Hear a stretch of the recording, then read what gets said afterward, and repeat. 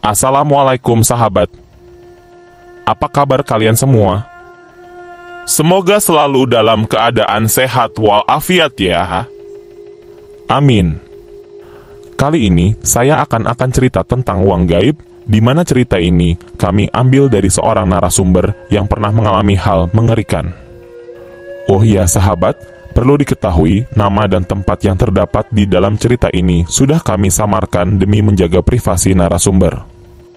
Sebelum kita lanjut ke ceritanya, terus dukung channel kami agar terus berkembang dan lebih baik. Dengan cara, tekan tombol subscribe serta nyalakan lonceng notifikasinya, agar sahabat siaran mistis tidak ketinggalan cerita-cerita menarik seputar kisah horor dari channel kami setiap harinya. Jika sudah, mari kita lanjutkan ke ceritanya. Namaku Wira, aku anak pertama dari 4 bersaudara. Aku terlahir dari keluarga sederhana, setiap hari aku bergelut di dunia pesantren. Aku merupakan salah satu santri di pondok pesantren yang cukup ternama di Jawa Timur. 5 tahun aku mondok di tempat itu. Pada tahun 2008, aku boyong dari pondok modern itu dan dijemput oleh bapakku. Dalam perjalanan pulang, beberapa pertanyaan dilontarkan oleh bapak terhadapku soal bagaimana pengalaman nyantri di sana. Aku menjawab, "Alhamdulillah saya pak, alhamdulillah bagus pak," jawabku dengan logat bahasa Madura yang halus. Singkat cerita, sampailah aku di rumah sekaligus tanah kelahiranku di Kabupaten Tembakau, yaitu Jember. Sesampainya di Jember, aku disambut hangat oleh ibuku. Ibu terlihat sangat merindukanku karena aku setahun sekali pulang sewaktu aku masih belajar di sana. Aku melihat wajah ibu, hati merasa sangat perih melihat wajahnya yang semakin tua. Kulitnya sudah keriput namun masih tetap tegar meski sudah berumur 60 tahun. Singkat cerita, di saat aku sudah pulang ke masyarakat dan menerapkan apa yang sudah aku dapat ilmu dari pesantren dulu. Beberapa tahun kemudian, aku bertemu dengan sosok wanita, dan pertemuan itu membawaku ke arah yang lebih serius. Dia bernama Nabila, wanita dari kampung sebelah. Dia juga seorang santriwati dari pesantren yang ada di Jember. Tak lama kemudian, kami menikah dan membangun rumah tangga bersama. Hingga 2 tahun kemudian, kami dikarunia dengan seorang putra. Dan kami beri nama Wiranata Bila Fajri. 2 tahun kehidupan rumah tanggaku baik-baik saja, segi ekonomi pun alhamdulillah terbilang cukup. Karena aku sudah memiliki keluarga, aku bekerja lebih giat. Selain aku mengajar di lembaga non-formal, aku juga menjadi seorang kontraktor.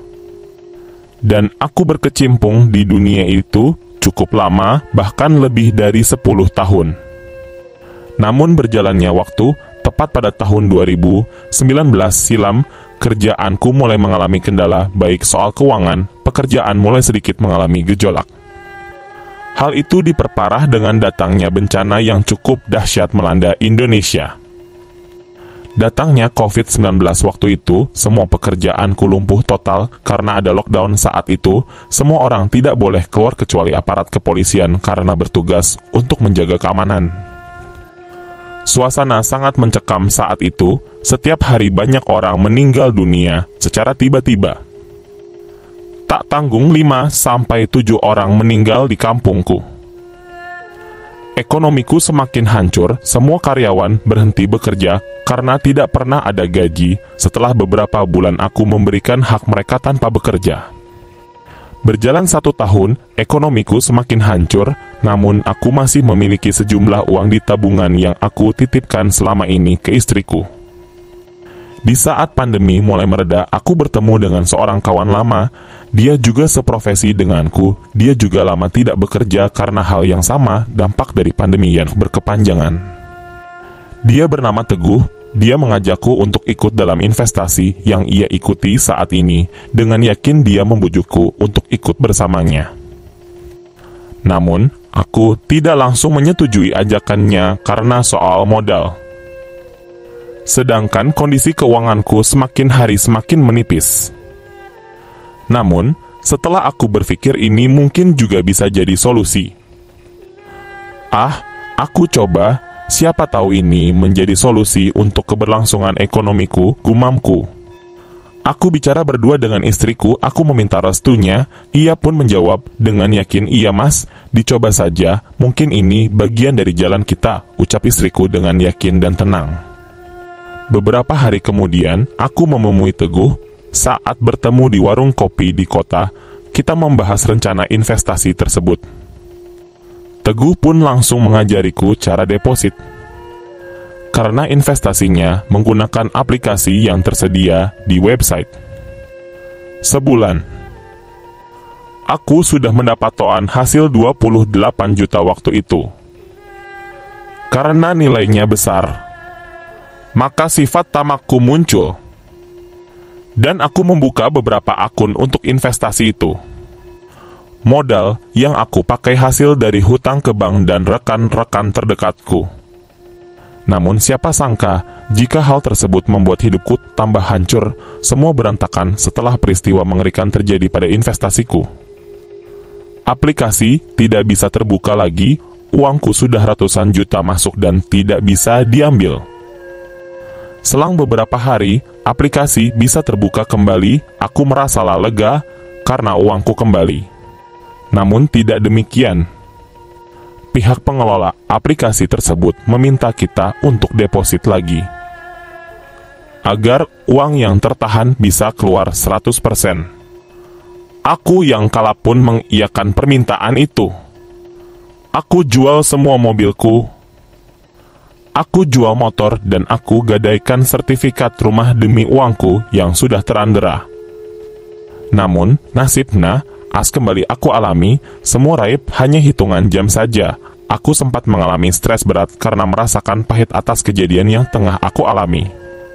Dosaku sangat besar karena ambisiku keluargaku jadi serba kekurangan. Sebenarnya aku tidak bermaksud demikian, aku hanya ingin membahagiakan keluargaku, tapi takdir berkata lain. Dengan terpuruknya kehidupanku pasca peristiwa investasi bodong tersebut, istriku Nabila selalu memberikan semangat untukku. "Seng sabar ya mas, ini ujian dari Tuhan, insya Allah ada gantinya." Nabila memang sosok yang sangat luar biasa, dia selalu mendukung suami, apapun itu. Dia sangat sabar, dan dia selalu ikhlas dalam hal apapun. 2 tahun pasca kejadian itu, kehidupanku sangat gak karuan, hutang sana hutang sini, tak sedikit orang yang mendatangi rumahku untuk menagih hutang. Kini, banyak orang menjauh karena aku sudah bangkrut. Kini aku tinggal di rumah kontrakan bersama keluarga kecilku, setiap hari orang bergantian menagih hutang dan aku selalu menemui mereka ditemani oleh istriku. Aku tidak lari, aku bertanggung jawab atas perbuatanku. Hingga kemudian, di saat aku termenung sendirian di pinggir jalan, aku seperti orang gila waktu itu, pikiran terlalu penuh karena hutang belum terbayar. Ada seorang pria paruh baya mendekatiku. "Kenapa le, kok kayak bingung?" tanya dia. "Iya mbah, bingung, hutang saya banyak, setiap hari orang datang nagih ke rumah," jawabku. Setelah berbicara ke sana kemari, pria itu menawariku solusi dan membawaku ke orang pintar. Setelah aku sampai di sana, aku langsung ditawari ritual. Sontak hal itu membuatku terperangah, terkejut karena ritual yang aku dengar bisa mendatangkan uang miliaran. Sesaat aku senang akan hal itu. Dalam ritual itu, aku kembali merogoh kantong yang cukup besar nominalnya, hingga jutaan rupiah. Kira-kira habis 10 juta aku menjalani ritual itu. Aku sangat tergiur karena modal 10 juta bisa mendapat 4,5 miliar. Ritual tersebut mendatangkan uang gaib yang bisa muncul di dalam kardus rokok surya. Setelah aku jalani, uang itu keluar nyata, bahkan lebih banyak dari perkiraan sebelumnya. Namun, lagi-lagi aku harus menelan pil pahit. Jika mau menggunakan uang itu, aku harus menebusnya dengan memberikan tumbal ayam jago. Tumbal ayam jago ternyata berupa anak laki-laki dan harus darah dagingku sendiri. Karena syaratnya nyawa, aku menangis hingga sesenggukan karena aku gak kuasa melakukan hal itu. Akhirnya aku menyerah. Karena kejadian itu, aku langsung bertobat, aku kembalikan semua masalahku sama Sang Pencipta. Aku dan istriku terus bersabar menghadapi semua cobaan itu. Meski hingga saat ini, hutang itu belum juga terbayarkan, aku pasrahkan semua kepada Allah yang mempunyai semua ketentuan. Pesanku kepada semua pemirsa, jangan pernah mengambil jalan pintas, karena itu akan menjebak kita ke jurang yang lebih dalam. Berharaplah kepada Sang Pencipta, jangan kepada orang, apalagi ke bangsa jin. Semua persoalan kembalikan semua kepada Tuhan. Karena Tuhan punya rencana yang lebih indah daripada rencana kita yang selalu berantakan. Terima kasih pemirsa yang masih selalu setia dengan channel kami. Terus dukung channel kami dengan klik tombol like dan share videonya, agar channel kami bisa lebih berkembang karena bantuan dari para pemirsa di rumah. Dari saya, wassalamualaikum warahmatullahi wabarakatuh.